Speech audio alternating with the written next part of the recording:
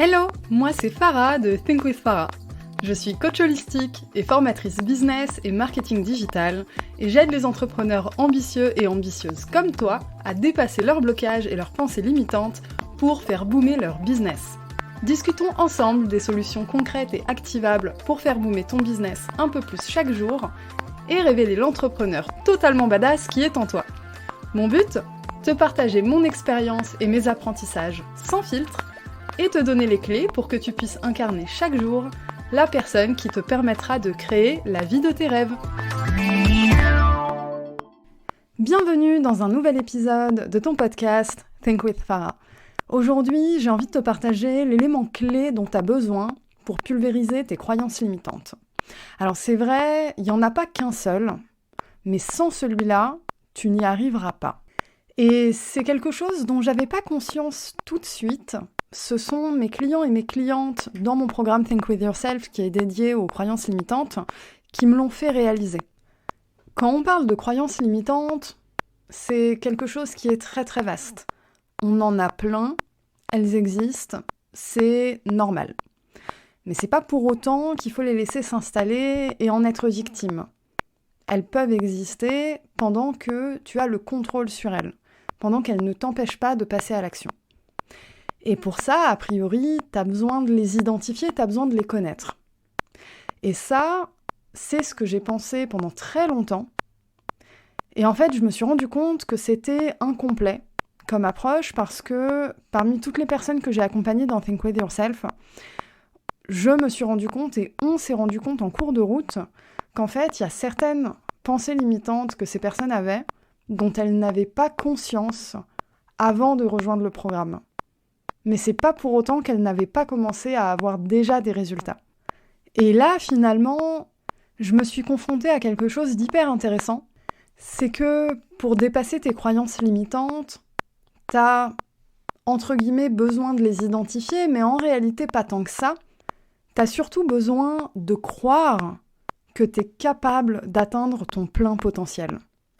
Et ça, finalement, même si tu n'as pas conscience de toutes les couches de croyances limitantes que tu vas devoir affronter, le fait de savoir profondément que tu es capable d'aller de l'autre côté, finalement, ça rend la première étape plus si essentielle que ça.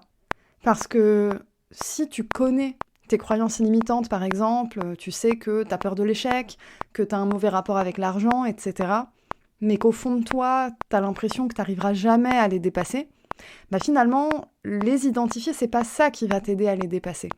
Et c'est une des raisons qui fait que beaucoup de personnes, finalement, sont très conscientes d'elles-mêmes.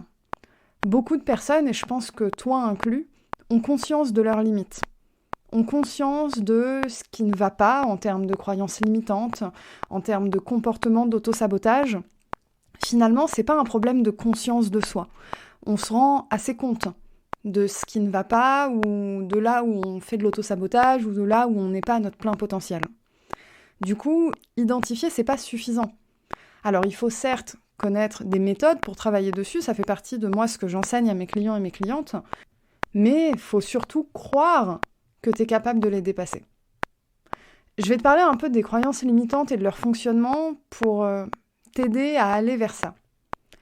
Tes croyances limitantes, elles sont le fruit d'un désalignement entre ton toi d'aujourd'hui et ton toi du futur. C'est-à-dire que ton toi d'aujourd'hui, il te permet de passer à l'action dans un certain cadre. Et ensuite, il y a tes objectifs, tes rêves. Ton toi d'aujourd'hui, il n'est pas capable de les réaliser parce qu'il n'a pas assez expérimenté la vie. Ton toi d'aujourd'hui, il n'a pas eu assez de succès ou d'échecs pour trouver les bonnes formules pour avancer, et c'est normal. Ça va être le rôle de ton toi du futur. Mais ton toi du futur, il n'existe pas encore. Et tes croyances limitantes aujourd'hui, finalement, elles veulent te protéger du danger, elles veulent te protéger de la déception, de l'échec, mais elles t'empêchent aussi d'apprendre et d'évoluer vers une version de toi plus puissante, plus audacieuse, plus assumée. Tes croyances et pensées limitantes, finalement, Leur rôle, c'est de te limiter, littéralement, et elles te limitent dans ton évolution vers ton toi du futur qui, lui, va te permettre d'atteindre tes objectifs et réaliser tes rêves. Le truc, c'est que les pensées limitantes, elles ne disparaissent jamais vraiment parce qu'elles ont une fonction. C'est comme quand on parle de l'anxiété. L'anxiété, lorsqu'elle n'est pas contrôlée, elle a des conséquences négatives, elle peut avoir des conséquences très néfastes lorsque c'est un trouble généralisé. Mais l'anxiété, à la base, c'est une réaction du corps pour ta sécurité, pour ta protection. Les pensées limitantes, c'est un peu le même mode de fonctionnement. À la base, elles n'ont pas un rôle qui est nécessairement mauvais. C'est juste que quand tu n'as pas les outils pour reconnaître que tu n'es pas dans une situation de danger et donc tu peux y aller, et finalement elles s'installent et là tu commences à en devenir victime. Ton rôle, c'est de ne pas en être victime justement et plutôt d'en devenir maître ou maîtresse. Ton but, c'est de reprendre le contrôle finalement sur ta vie pour atteindre tes objectifs et tes rêves. Ton rôle, en tout cas, face aux pensées limitantes, c'est ça. Et ça devient ton but si effectivement tu es au clair avec ce que tu veux et tu es aligné.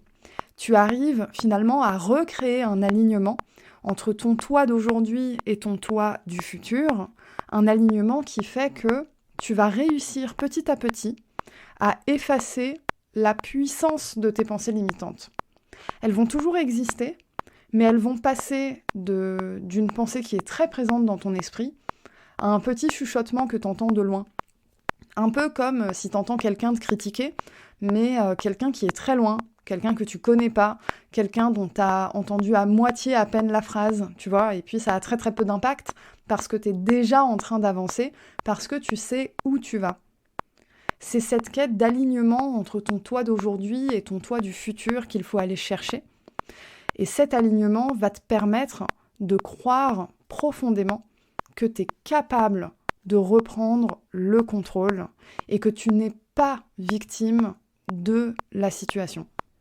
Croire que tu en es capable, c'est l'élément clé dont tu as besoin pour entamer ce processus de dépassement de tes croyances limitantes.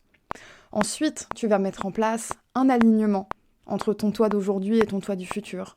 Un alignement entre ce que tu fais et ce que tu veux. Et puis, tu vas commencer à réussir à implémenter des méthodes puissantes. Tu vas réussir à passer à l'action. Et peut-être qu'en cours de route, tu vas identifier de nouvelles croyances limitantes. Et là, ça devient extrêmement puissant parce qu'au moment où tu les identifies, tu n'es plus dans un cercle d'auto-sabotage, tu es déjà dans un cercle vertueux de reprise de contrôle. Donc finalement, ce n'est plus du tout effrayant de te confronter à de nouvelles peurs ou de nouvelles croyances limitantes. Tu es dans une position de force, de puissance, tu es dans une position de contrôle, tu es maître ou maîtresse de la situation et tu sais les gérer. Parce qu'il y a une espèce de fausse croyance sur, on va dire, le mindset, les peurs, les croyances limitantes, etc. en business. C'est qu'on a l'impression que c'est pas du tout les mêmes quand tu es au début de ton activité, quand tu fais 10 000 par mois ou que tu as un business à 1 million. Or, ce sont exactement les mêmes à chaque fois, c'est juste qu'elles n'existent pas à la même échelle. Et ce qui est très intéressant ici à comprendre, et c'est vraiment ce que j'ai envie que tu retiennes, c'est que la façon de travailler dessus, c'est exactement la même, peu importe le niveau où tu es dans ton évolution. Tu vas travailler à différentes échelles, c'est vrai, mais les mécanismes de gestion de ces peurs, de ces pensées et de ces croyances limitantes, en fait, ce sont exactement les mêmes. Parce que rappelle-toi, tes pensées limitantes, elles veulent te protéger du danger, de la déception et de l'échec. Ok. Tes pensées, tes croyances limitantes, tes peurs, etc. Elles ont pour but de vouloir te protéger du danger, un peu comme des potes qui voudraient t'empêcher d'entreprendre parce que pour eux, la sécurité, c'est le salariat. C'est un peu le même mode de fonctionnement. Ça part d'une bonne intention, mais à la fin, ça donne quelque chose de pas très très positif pour toi. Et comme je t'ai dit, les pensées, croyances limitantes, elles disparaissent jamais vraiment, elles s'étendent, elles vont juste à différentes échelles. Donc finalement, c'est un process perpétuel. Tu vas, à plusieurs moments de ta vie, te reconfronter aux mêmes croyances limitantes et aux mêmes finalement challenges pour les dépasser. Le truc, c'est que si t'as pas les bonnes méthodes pour travailler dessus, tu restes bloqué au niveau 1, entre guillemets, un peu comme dans un jeu vidéo, t'as pas les bonnes méthodes pour avancer, donc tu restes bloqué au niveau 1. Alors que quand t'as les bonnes méthodes, t'arrives à passer au niveau 2. Au niveau 2, il y a un boss encore, tu dois te remettre contre le boss, boum, t'as les bonnes méthodes, tu passes au niveau 3. Et ainsi de suite, et ainsi de suite. Mais c'est le même jeu vidéo, donc tu vas te confronter peut-être à différentes situations, mais dans le fond, le fonctionnement, c'est le même. Je vais te donner un exemple plus concret au niveau business, par exemple, concernant ta communication sur Instagram.